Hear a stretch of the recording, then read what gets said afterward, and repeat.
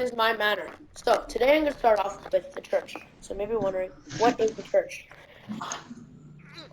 During the medieval age, the church was the sacred place where the manor came together to express gratitude that God gave them. How does it make a manor become self-sufficient? A church can contribute a self-sufficient manor by its goals and morals for citizens in the manor and is sacred and holy. Compare and contrast with today's society. Now in modern days, the growth of different religions has grown substantially over the medieval times. With that, people do not go to church as much, but if people do go to church, knowing that there are more practicing Christians and Catholics in the world than they are today, they come in good clothing and prepare a full 60-minute prayer. Now I'm going to go to the mill. So this is the mill. What is the mill? So the mill chops up corn, wheat, and other resources that used to eat or use in farms. How does help a manor become self-sufficient? A church can contribute to a self. It allowed the occupants of the manor to be more productive because the machine generated the necessary power rather than a person, saving an extra worker for an more crucial task. Compare and contrast with today's society. We employ machinery in modern civilization to make living simpler, but our technology is far more complex, such as the chemical energy found in batteries. I'm going to go to the blacksmith shop. So this is the blacksmith shop.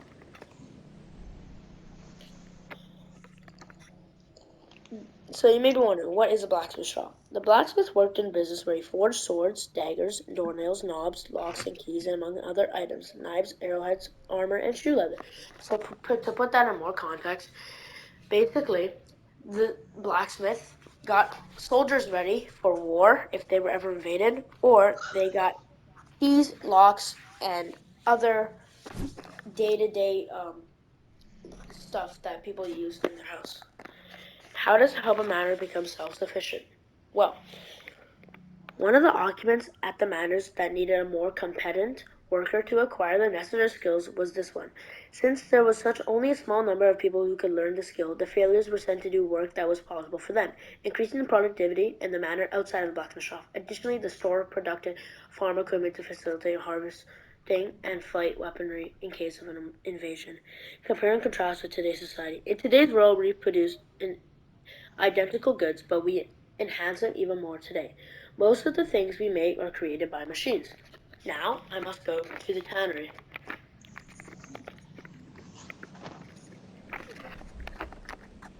So this is the tannery. So maybe wondering, what is a tannery? The location where the tanner cleaned the animal was the tannery. While keeping the hide to make leather, they would send the flesh to the butcher.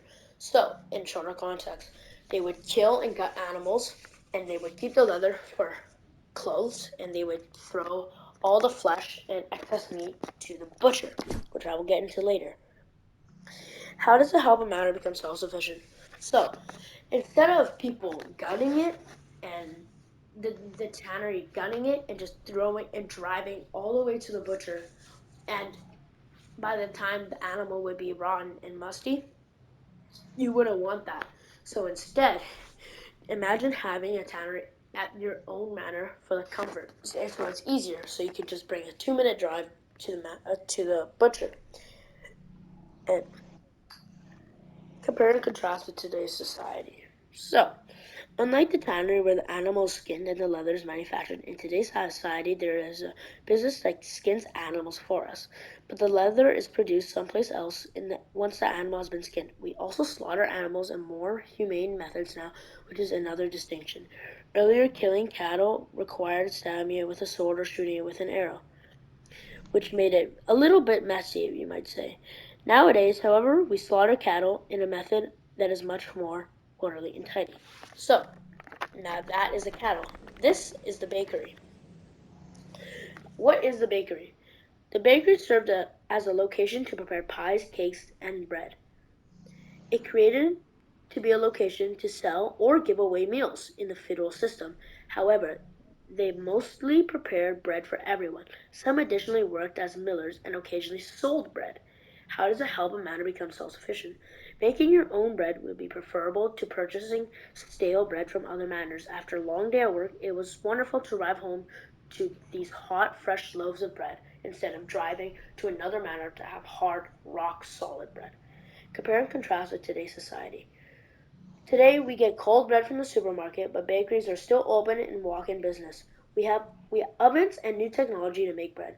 faster to produce and allows everyone more choice to select from, which is very different from the late Middle Ages because they only had a limited amount of drainage sugar, although they had a different method of cooking their bread. This now, last but certainly not least, this is the butcher.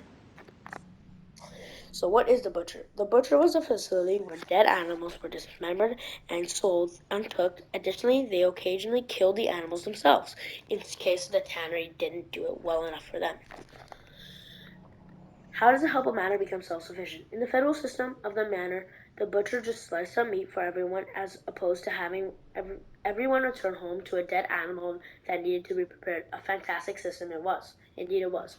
Compare and contrast with today's society. Nowadays, we frequently buy meat that has already been cut. Additionally, we can chop them up more cleanly than the medieval butchers who would chop all the animals in the same location, which would make it much more tidy for other people. Thank you, Mr. Ricci, for your time. This is my manor. Yeah, I you hope you forgot liked it. about. Oh.